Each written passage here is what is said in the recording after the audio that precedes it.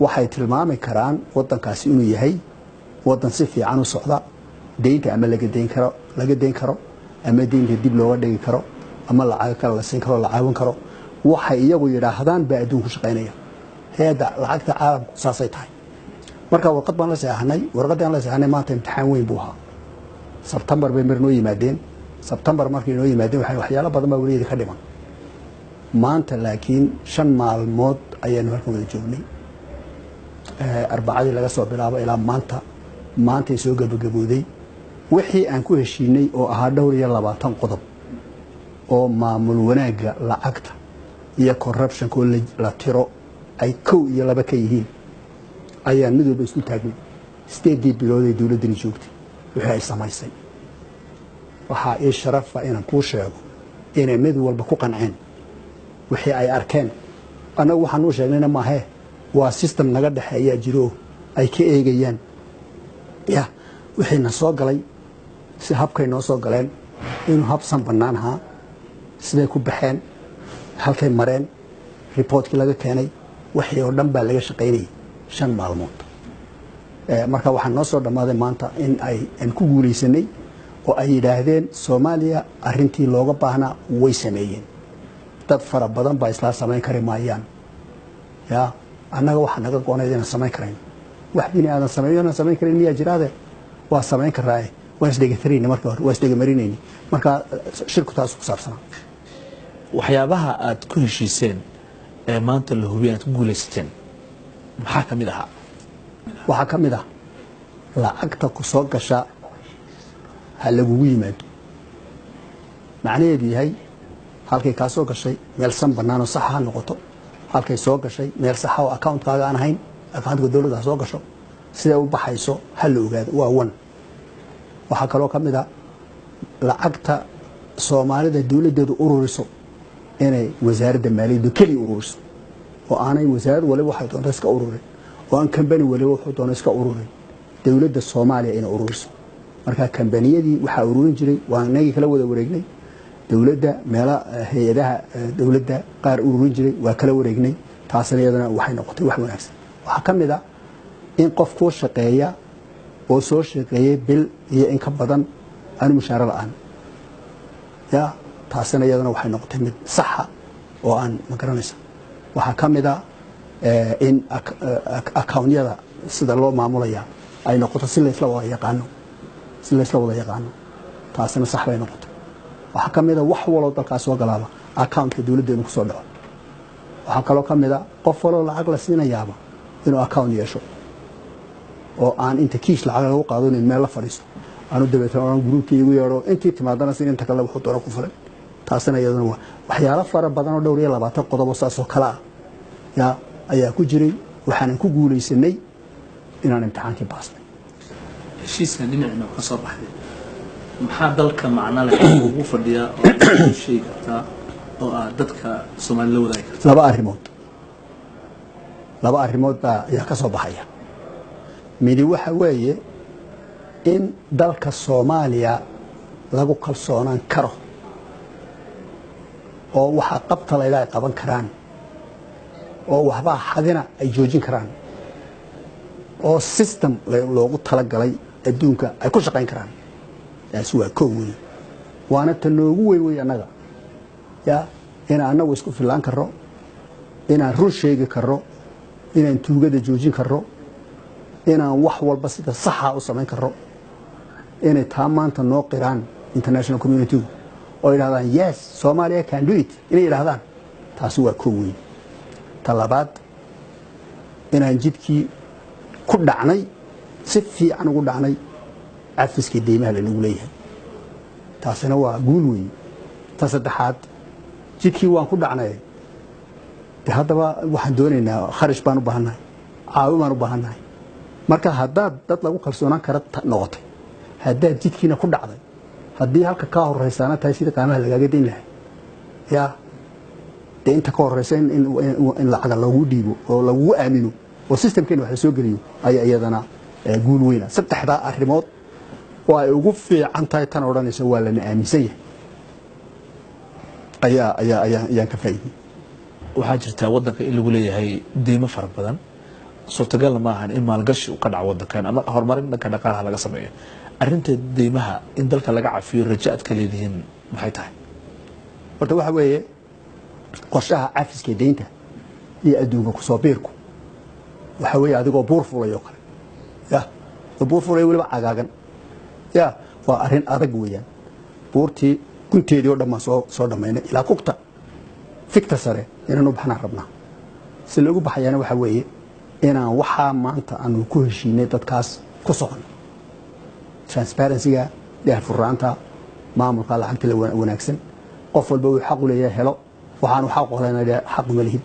taas horta inaan ku soconno weeye talabaad waxaan rabnaa waxa weeye dad kale lacagay kugu leeyihiin naga daa ma oran kartid haddaanad adigu dadkaaga intaad lacag ka soo ururiso aanad kharashkaaga iska bixin soo maaha su-aasha lagu weydiinaya waxay tahay aan lacagta kaa daayey maxaa dadkaaga cashuurta uga qaadanaya adu haddaan laakiin dadkaaga waxa bixinayn ma waxaad doonaysaa dadka iyaga annaga heblaayalay jooga inay kharashkaaga bixiyaan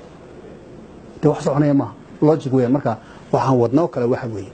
dadka Soomaaliyeed inay bartaan service waxay loo qabanayo inay iyagu bixiyaan waxna loogu qabto waxaan always ilaa waxa weeye annaga dawladahana mas'uuliyad baa saaran dadka Soomaaliyeedna mas'uuliyad baa saaran annaga tan saaran waxa weeye waxay noo dhiibtaan sidii noogu dhiibteen inaan u maamulo sidii aan isla wada garanay ee baarlamaanka shacabku ansixiyayna lagu qabto dil dunia wada lagu dhiso wadadii lagu dhiso iskuul lagu dhiso iskuulka lagu dhiso hospital lagu dhiso hospital lagu dhiso la arko wixii loo doonay lagu sameeyo iyagana waxa saaran waxa weeye ta qofkii waxa yaabay inuu koob shaaha qofkii cabayaan oo yar ku daro iyo laga maarmaan adduunka saas ku dhisay wakaas dawladihii ka horeeyay dabcan dawlad kasta marka ay waqti u dhamaado ama biluhu u dhamaadaan sanadkii waxa lagu yeeli jiray lacago mushaaraad ayaa shaqaalada ku yeeli jiray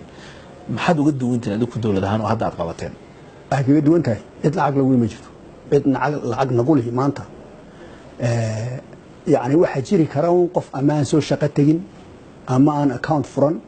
ama on yar oo si yar oo kala mooyaane laakiin day qofkii shaqeeyay lacag soo helaya sideed bilood qof walba lacag soo helay intooda badan account baa loogu shubay iyagu leeyihiin soo madan kara marka December baa hadhay Decemberna waan bixinayna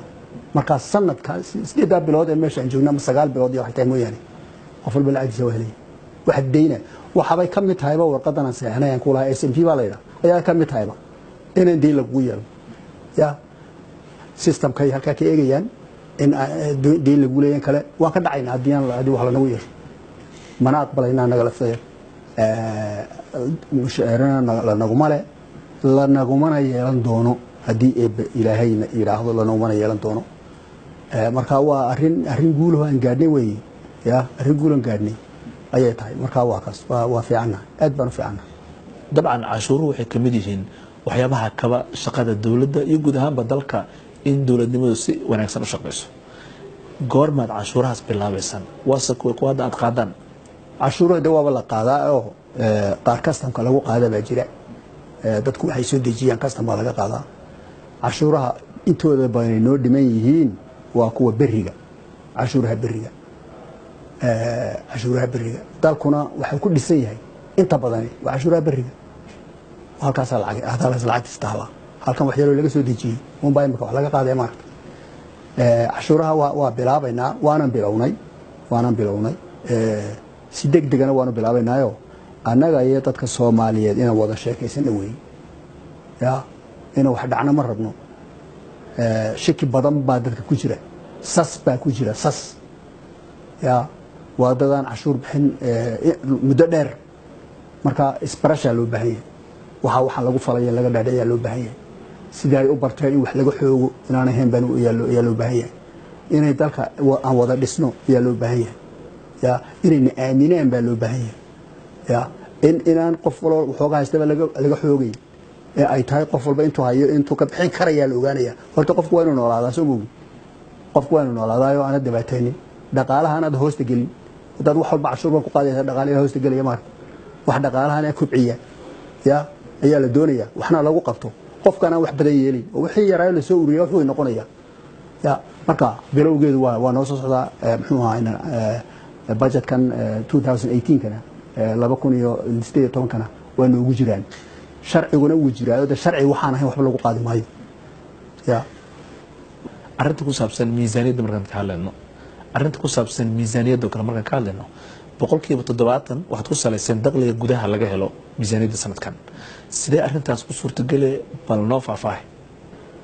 budgetku ama miisaaniyaddu waxna waa dakhligii waxna waa kharashkii labaduna isku miisaanaadaanna waa la doonayaa hadda waxa miisaaniyad baa loo yiri waa labadaas isku miisaanan dhinaca dakhliga waa saddex qaybood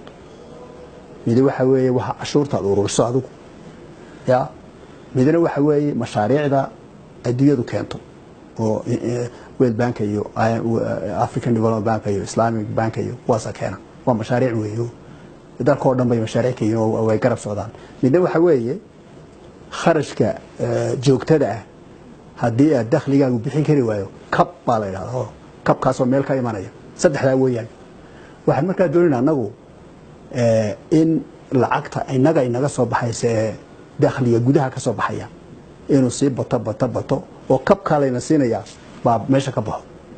mashaariicdu way jiraysaa weligeed way jiraysaa always bay jirto de hadda waxyaalo waaweyn baa la dhisi doonaa marka waxaan doonaynaa dakhligu inuu kordho kabka aan ka sugayno magaalo kale ama meel kale inuu baaba'aan doonaynaa marka kabka iyo labada marka la isku daro de 100% inay cover gareeyaan weeyaan mushaarooyinka iyo waxyaalaha aan ka hadlayna maanta waxaan rabnaa maanta ku talagelinaa dakhliga naga soo galaya inuu daboolo 70% maybe